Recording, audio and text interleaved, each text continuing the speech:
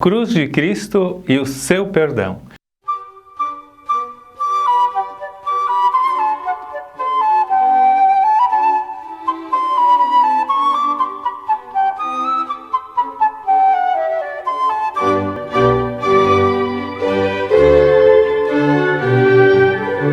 São Paulo, pregador do Evangelho, compreendeu que o elemento essencial e primário da nossa vida cristã é a morte na cruz e a ressurreição de Jesus Cristo.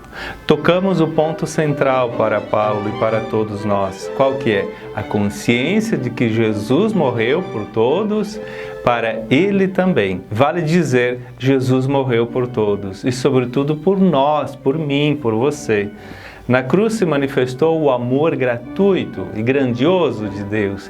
Paulo, sobretudo, experimentou com esse amor que o transformou de perseguidor em crente, que era pura graça. A morte de Cristo tinha os seus méritos. Este evangelho da graça, ele sempre anunciava.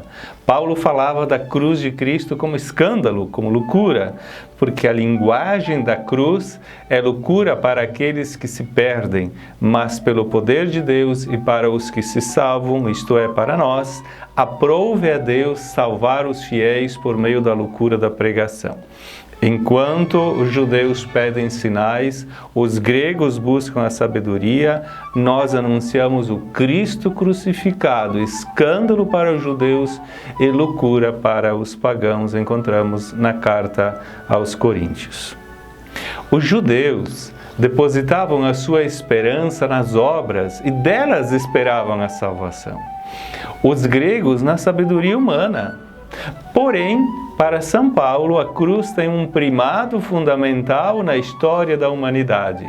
Ela representa o ponto focal da sua teologia, porque dizer cruz significa dizer salvação, como graça concedida a cada criatura. A força da pregação de Paulo é a sua confiança no poder de Deus. Aceitar o Evangelho da cruz, do crucificado ressuscitado, é realizar uma profunda conversão no modo de se relacionar com Deus, que não se baseia nem na arte da palavra, mas no amor a Deus de quem sabe ser amado por Ele. O crucifixo revela, por um lado, a debilidade do homem e, por outro lado, o verdadeiro poder de Deus, ou seja, a gratuidade do amor. Precisamente esta total gratuidade do amor é a verdadeira sabedoria, nos disse o Papa Bento XVI. O próprio São Paulo, falando de si, disse: "Basta-te a minha graça, porque é na fraqueza que a minha força se revela plenamente." Esta pequenez, tão estranha à mentalidade atual, é condição para nos reconciliar conosco mesmos e para termos o perdão e a liberdade. Em outras palavras, no crucificado ressuscitado, o ser humano é verdadeiramente humano. O homem atual ainda procura o perdão? Ainda se reconhece como pecador? Onde podemos encontrar nossa força? Onde fundamentamos a nossa autoestima? Paulo nos recorda: amou-me, entregou-me por mim.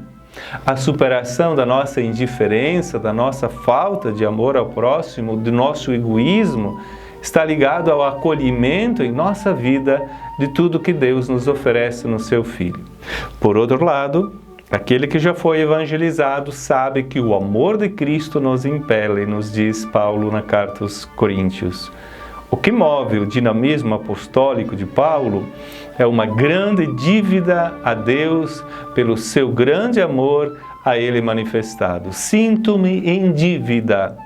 Creio neste amor. Paulo deseja comunicá-lo aos outros com a mesma paixão de Jesus, como se Jesus quisesse amar as pessoas concretas exatamente através dele.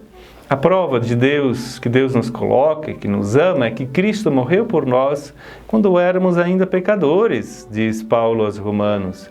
Eis como Jesus nos amou.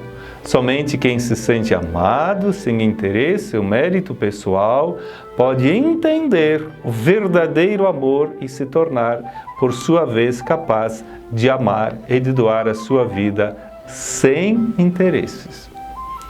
Na cruz de Cristo temos a reconciliação, fruto do seu perdão. Como nos disse o Papa Francisco, o teu coração sabe que a vida não é a mesma coisa sem Ele. Pois bem, aquilo que descobriste, o que te ajuda a viver, aquilo que te dá esperança, isso é o que deves comunicar aos outros. Exatamente isso que nós recebemos como um grande dom do Cristo morto e ressuscitado. Que a bênção de Deus, a sua paz, a sua bênção esteja na tua vida, em nome do Pai, e do Filho, e do Espírito Santo. Amém.